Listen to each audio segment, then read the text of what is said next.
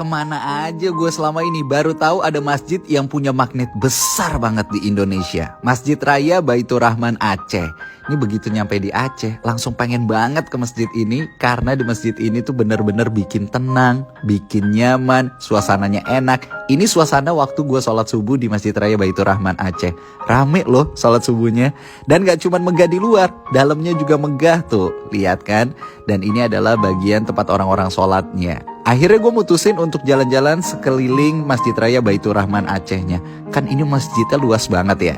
Nah, ini adalah tempat fotonya orang-orang nih. Karena kalau foto di sini katanya hasilnya bakalan bagus. Kalau pas sholat Jumat payungnya kebuka, mirip di Masjid Nabawi ya. Satu lagi yang bikin mirip di Masjid Nabawi, bagian tempat wudhunya ada di bawah tanah, aksesnya dari bagian selasar masjidnya.